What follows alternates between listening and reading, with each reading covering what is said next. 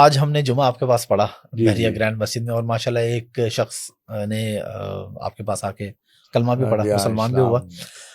تھوڑا سا یہ بتائیے گا کہ آپ کتنے پیسے لیتے ہیں، کتنی آپ کو تنخواہ ملتی ہے، کیا مرات ملتی ہیں بحریہ کی مسجد میں آپ جمعہ جس پڑھاتے ہیں؟ دن حافظ صاحب میری گاڑی میں تیل نہیں ہوگا نا میرے پیسوں سے، میں اس دن جمعہ پڑھانے نہیں آؤں گا۔ یہ میں نے ملک صاحب سے بھی طے کیا، ان کا بیٹا اللہ تعالیٰ ان دونوں کو، باپ بیٹوں کو ہمیشہ خیر سے رکھے، آمین۔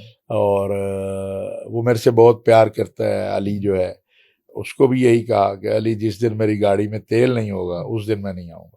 یہ مجھے حافظ صاحب سارے تانا دیتے تھے کہ اس کا کوئی مدرسہ نہیں ہے، اس کی کوئی مسجد، حالانکہ یہ بلال پارک جو آپ کو اتنی بڑا تبلیغی مرکز نظر آتا ہے ابھی ایکڑوں کے اندر، جی جی بالکل، یہ بھی الحمدللہ میرے والد کی محنت کر دی ہے۔ وہ ریلوے میں تھے لیکن یہ بھی ان کا، اور بھی بہت ساری جگہ، ہماری اپنی جگہ ہے راہ والی گجرا والا، تقریباً 14 کنال اور 3 مرلے میں مسجد ہے، اور کئی پتہ نہیں کئی سال گزر کے میں گیا بھی نہیں ہوں۔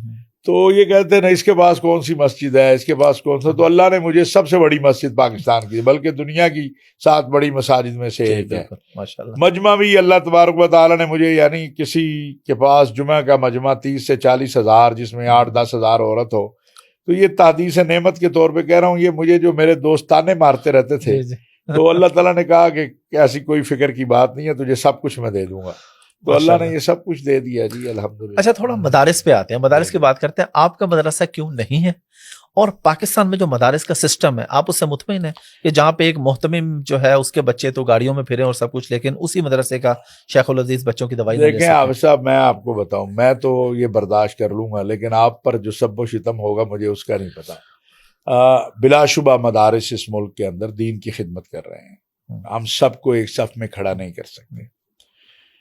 اس میں دارالعلوم حقانیہ جیسا مدرسہ ہے کہ مولانا سمیع الحق شہید رحمۃ اللہ علیہ نے کبھی چندہ نہیں مانگا تھا، کبھی، ان کا کوئی وکیل نہیں تھا۔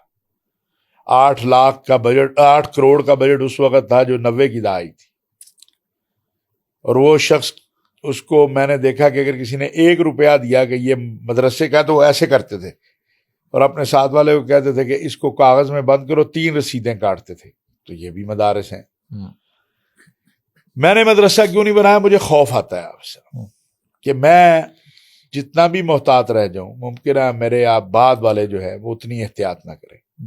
لوگ ہمیں صدقہ، زکوٰۃ اعتماد کر کے دیتے، اس میں کہیں نہ کہیں پر ایک ہے غیر ارادی ہو جانا اور ایک ہے ارادہ ہو جانا۔ جو آپ نے ابھی بات کی صاحبزادوں کی، تو اس وقت اللہ ماشاء اللہ، میں سب کی بات تو نہیں کرتا، لیکن بہت سی جگہوں پہ ہم دیکھتے ہیں کہ صاحبزادوں کا اختیار جو ہے وہ شریعت اس کی اجازت نہیں دیتی جس طرح وہ کیے ہو۔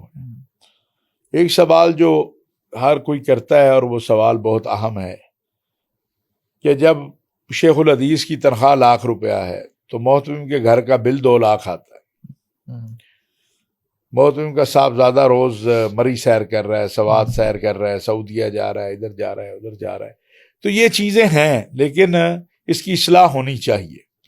اور لیکن یہ اس بنیاد پہ چند افراد کی وجہ سے یا چند لوگوں کی وجہ سے ہم پورے نظام کو خراب نہیں کہہ سکتے۔ مدارس جیسے بھی ہیں ٹوٹے پھوٹے، قال اللہ و قال رسول اللہ کی خدمت کر رہے ہیں۔ ہاں، میں سمجھتا ہوں کہ اب ہمیں فارغ التحصیل جمع کرنے کی بجائے تربیت کے عمل کی طرف جانا چاہیے۔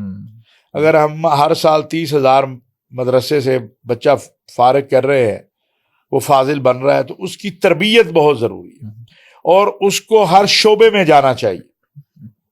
یہ بھی ہوتا ہے کہ جی انجینئر مولوی بنتا ہے، میں سمجھتا ہوں انجینئر کا مولوی بننا ضروری نہیں ہے، مولوی کا انجینئر بننا بڑا ضروری ہے۔ اگر مجھے سسٹم کو بدلنا ہے تو پھر انجینئر کو مولوی بنانا اور مولوی کا انجینئر ہونا یہ میری ذمہ داری ہے۔ میں نے میرے پیر و مرشد جن سے میں بیعت ہوں، مولانا سراج احمد دین پوری رحمۃ اللہ علیہ، میں نے خود ان سے سوال کیا۔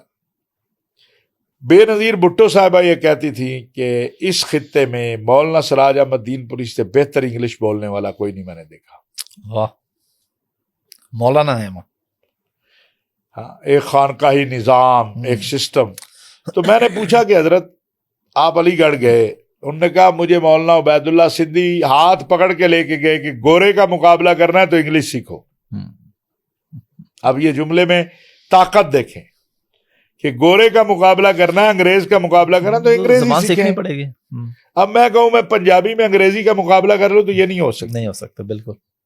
آج کے حالات جو فتنے ابھر رہے ہیں ان کا تقاضا یہ ہے کہ ہم عصر حاضر کی چیزوں کو سیکھیں. آج آپ یہ میڈیا ہے، میں تو الحمدللہ شروع سے اس کا قائل ہوں، لیکن ہمارے اکثر علماء بہت ٹھیک ہے، وہ جو ہم پہ فتوے لگاتے تھے وہ بھی قائل ہو گئے. چلیں الحمدللہ دیر آیت درست آیت آپ آ گئے. ایک بات میں محراب ممبر سے کہتا ہوں وہ 1000 بندہ سنتا ہے، ایک بات آپ کہتے ہیں وہ 10 لاکھ بندہ دیکھتا ہے، تو دونوں میں فرق ہے. بالکل. ہاں، مبلغ کو ایک تو بالکل متعصب نہیں ہونا چاہیے. ہمارا کام نہیں ہے تعصب کا. تو یہ آپ سب ایک سوچ اور فکر ہے کہ اس وقت پوری دنیا میں اور پاکستان میں جو الحاد اور جو یہ معافی کے ساتھ یوٹیوبر مولوی آ گئے، پھر ایک دوسرے کا مقابلہ، اور وہ اس کی ریٹنگ بڑھ جائے، اس کی ریٹنگ بڑھ جائے، اس کی ویورشپ بڑھ جائے، اس نے بہت نقصان دیا اور نقصان دے رہے ہیں. وہ مسائل جن کا تعلق جو ہے عام حالات زندگی سے نہیں ہے، ان کو چوکو چوراہوں میں ڈسکس کرنا میں سمجھتا ہوں یہ کوئی دینداری نہیں ہے. یہ پاکستان کے اندر یا دنیا کے اندر نوجوان نسل کو ایک وساوس میں مبتلا کرنا ہے. بالکل. اور یہ عند اللہ بھی جرم ہے اور عند الناس بھی جرم ہے. بے شک.